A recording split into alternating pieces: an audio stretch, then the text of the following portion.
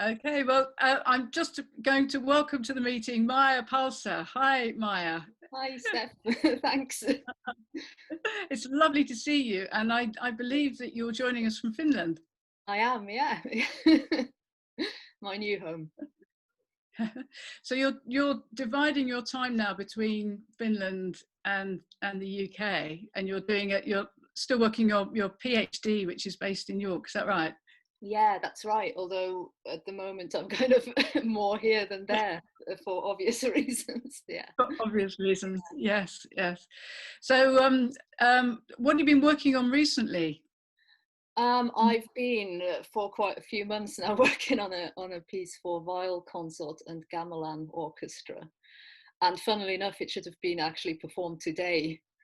Um, but I'm actually quite.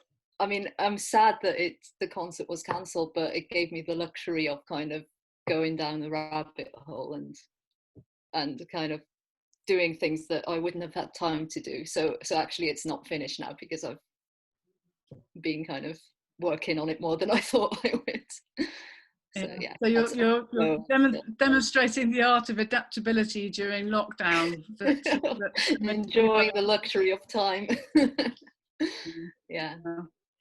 So tell us a bit about your work as a composer, because I know that aspects of the sociology and particularly the psychology of music are really important to you, aren't they? They are, yeah. I mean, my background is more in kind of popular music, so mainly kind of rock, punk, and that kind of thing. And I've always kind of like been interested in this kind of crowd experience and these kind of transcendental experiences that you have when you're at a gig. And there have been moments where I've had a similar feeling in classical concerts, and I'm really interested in kind of replicating that in my music as far as that is possible. I mean, it's kind of like more of a kind of searching for what that is, kind of how that happens, and what's in the music and what's in the surroundings and in the kind of moment, how that is created. Wow. Yeah. So that the idea of music having a kind of really transformational effect, so Yeah, kind of physically, communal kind of physical. There's so many aspects. I mean, when I kind of started with this whole idea, I kind of thought I knew what it is that kind of makes this happen, but it's so much more complex, and there are so many aspects. But it's kind of, for me, it's what makes music really amazing is when you're experiencing it, and you're experiencing it with others or not, but you have this kind of sense that there's some kind of coming together in a way, and some kind of leveling aspect as well. I mean, this is kind of my theory is anyone can understand any kind of music, and enjoy it. It's just kind of how it's kind of experienced and presented, and yeah.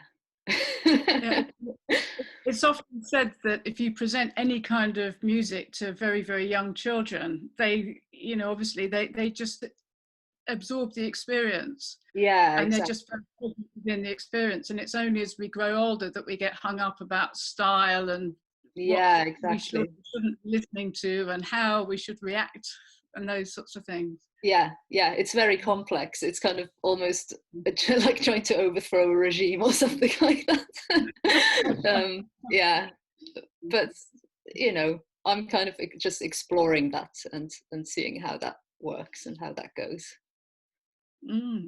Well, your piano piece, A Cry, is Yeah. utterly beautiful. It's the most wonderful piece.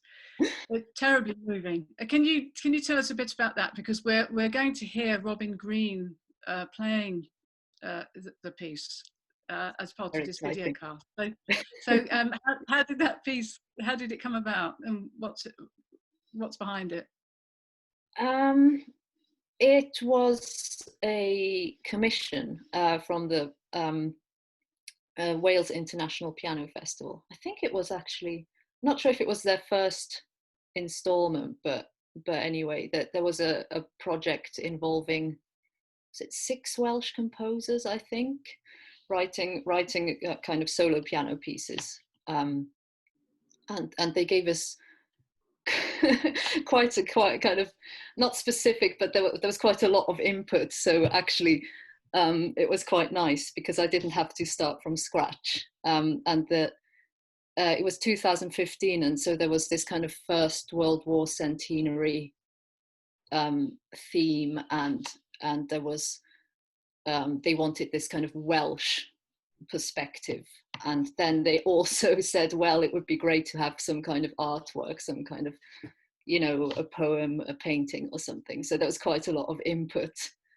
and I just I can't remember what the first thing was that I did. I think the first thing was I looked for a painting because my background's in visual arts, so I always like using something visual as well. And I just found that a lot of this First World War art is, I mean, for obvious reasons, but it's very masculine and kind of harsh and violent. And I was more interested in the kind of human, you know, the kind of sadness, the kind of tragedy of it.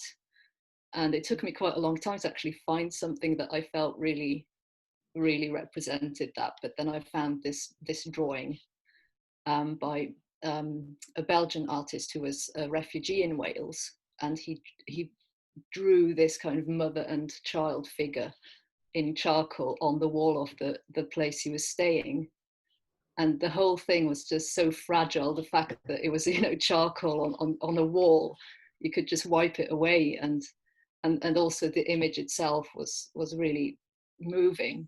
So that was the main, like, thing that I worked from, in a way.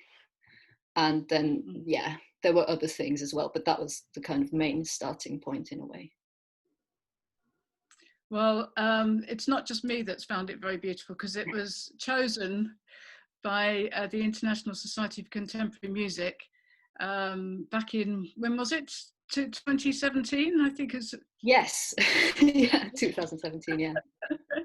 and it was performed there, and you were the first ever representative of Wales in our sort of newly formed Welsh arm of the ISCM. You were the first ever composer to represent Wales, and you were chosen by them in Finland, as it happens, where you are now. So yes.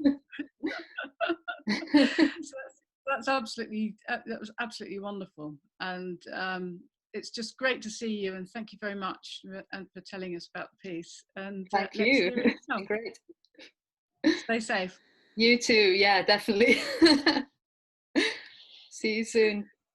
See you soon.